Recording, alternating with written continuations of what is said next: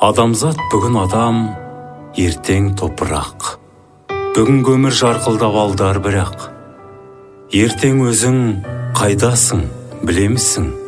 Өлмек үшін туғансың, ойлан шырақ. Иә, адам баласының бұл өмірге қанша қонақ боларын бір Алладан басқа ешкім білмейді. Дәм тұзың таусылып, өлшеп берген уақытың біткен соң, бақилыққа аттанарың ақиқат.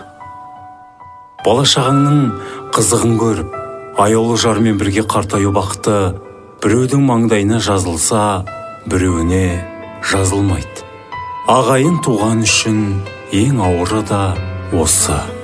Өмірге келмек бар, кетпек бар. Бірақ өмірді қалай жүріп өттің, сол маңызды. Ізгі амалдарың қымбат. Қайырбаев Әнуархан Қапашұлы, жазушы, Қазақстан Жазушылар Одағының мүшесі, кәсіби журналист, аудандық газет редакторы, халық театрының режиссері. Өмірден озғанымен көз көргендер көңілінің төрінде жүретін жандар болатыны хақ.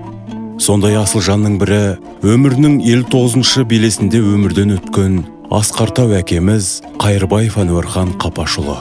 1942 жылы 7 шілдеде Қытай Халық Республикасы Қырық-Ошақ ауылында дүниеге келіп, орта мектепті 1960 жылы Шығыс Қазақстан облысы Тарбағатай ауданында аяқтайды.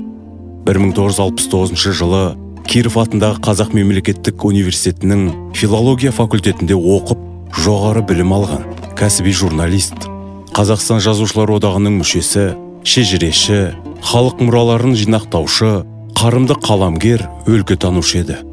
Тарбағатайдың күнгейінде туып бозбала шағында 1955 жылы елге оралып, талан-таражға түскен рухани қазынамызды жинақтап, рухани өреміздің дамуына айтулы үлес қосқан журналист екені белгілі.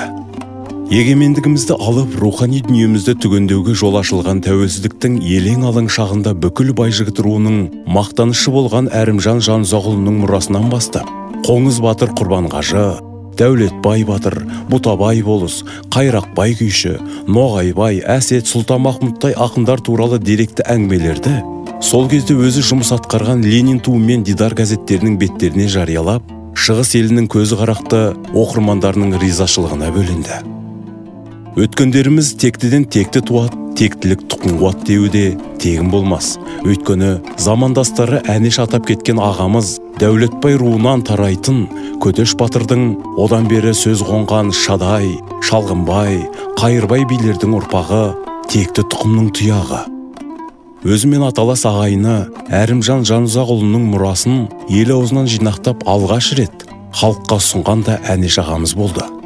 Кітап 1992 жылы Өскемен қаласындағы Полиграфия баспасынан өлеңдер, толғаулар, дастандар деген атпен басылып шықты.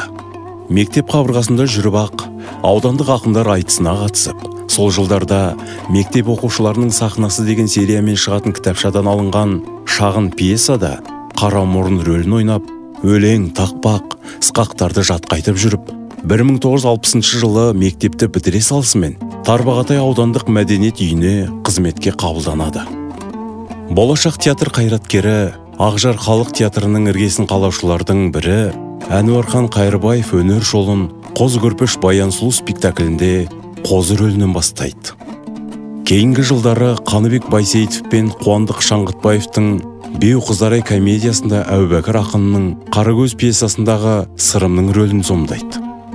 Сол жылдары Қозы көрпеш Баян сұлу, Қарагөз спектакльдерімен Тарбағатай аудандық театры Қазақ СССР-ында 40-шы болып халық театры атағына ие болды. Ал 1963 жылы театр ұйымы Москвада Кремль театрында өнер көрсету құрметін жеңіп алады.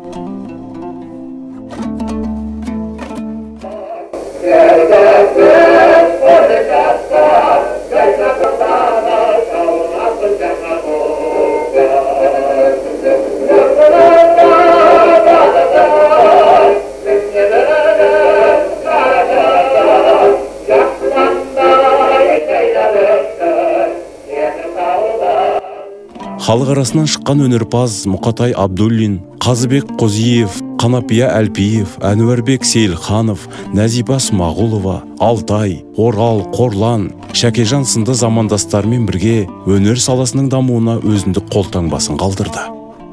Театр жанында драма үйірмесін құрған өнерпаздармен бірге Әбділда Тәжібаевтың «Жалғыз ағаш орман емес» пьесасынан бастап, режиссер Сәвет Сәбиевпен бірлесе отырып, Ғабит Мүсіреповтің «Ақан сері Ақтоқты», Мұхтар Әуезовтің «Еңлік кебек», Әбділда Тәжібаевтың «Той болады», Қапан Сатыбалдиннің «Қабаған ит немесе қорқынышты құлақтандыру» пьесаларын сахналауға қатысты.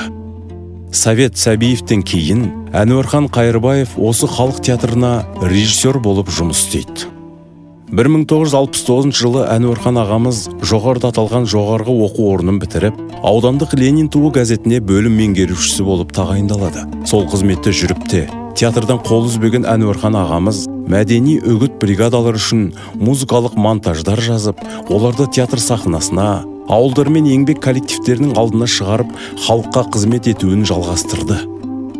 1985 жылы Шығыс Қазақстан облыстық коммунизм туы газетінің Тарбағатай, Зайсан, Марқакөл аудандары бойынша меншікті тілшісі болды. 1992-1996 жылдары Ленин туы газетінің редакторы болып жұмыс атқарды. Шығармашылықты тарбағатайлық ақын Шығыс Түркістанда көп өмірін өткізіп, сол жақта дүниеден қайтқан Әрімжан Жанұзағұлы жайлы материалдар жинақтап, Әрімжан өлеңдерін түгендеп, аудандық Ленин туы, облыстық Дидар газеттеріне бастырумен жалғастырады. 1998 жылы облыстық баспадан шыққан Барқытбел баурайында кітабының шығуына көп еңбек сіңірді. Ағамыз көзі тірісінде 1963 жылы желтоқсан айында Шығыс Қазақстан облысы еңбекшілеріне мәдени қызмет көрсетудегі аса үздік жетістігі үшін, Кремль театрында ойдағыдай өнер көрсеткен үшін Қазақ СССР жоғарғы совет президиумының құрмет грамотасымен, СССР мәдениет министрлігінің құрмет грамотасымен марапатталған. Театрдың 15 жылдығында облыстық атқару комитетінің құрмет грамотасымен марапатталды. Жолдасы Жакупбекова Күлбаран 1941 жылы 1 қаңтарда дүниеге келген. Мектеп бітіргеннен кейін Семей қаласындағы библиотека техникумын аяқтады. Кейін Алматы қаласындағы қыздар педагогикалық институтын аяқтап, өз мамандығы бойынша Ақжар кітапханасында еңбек өтілін бастап, сол жерден зейнетке шықты. Өткен жылдар сыр шертеді атты, өз өмірі арқау болған деректі повесінде өткенге көз жүгіртпей болашақты болжау қиын. Адамның қамшының сабындай қысқа ғұмыры табиғаттың 4 мезгіліндей.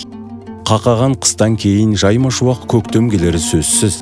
Бірақ осы 4 мезгілдің өзі де әр жылда әр түрлі болып келеді. Әр заманның өз қиыншылығы болады.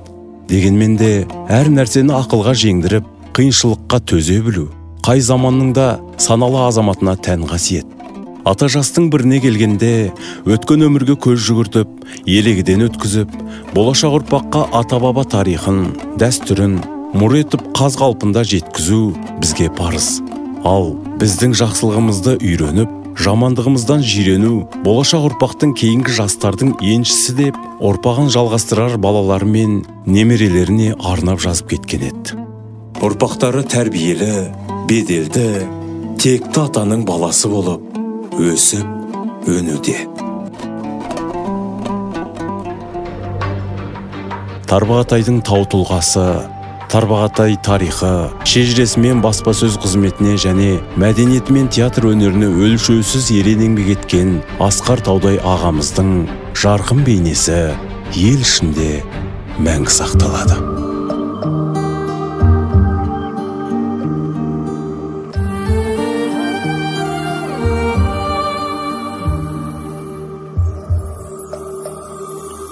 Тең келмейтін алтын деш қолдағы өзің едің, әке үйдің зор бағы.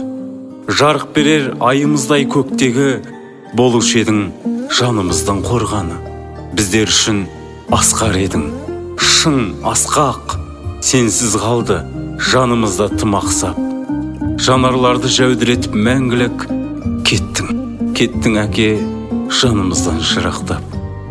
Жадымыздан өшпес мәңгі әкешім, анаға жар, ал біздерге әкесің, немерең де, шөберең де, туысың, бәрі сені сағынуда, әке шын.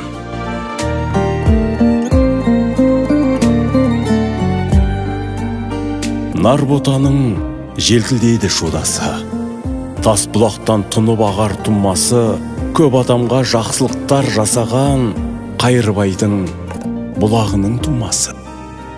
Талантыңа елің таңдайын қағып қарасқан, сәнділік пен серілік саған жарасқан.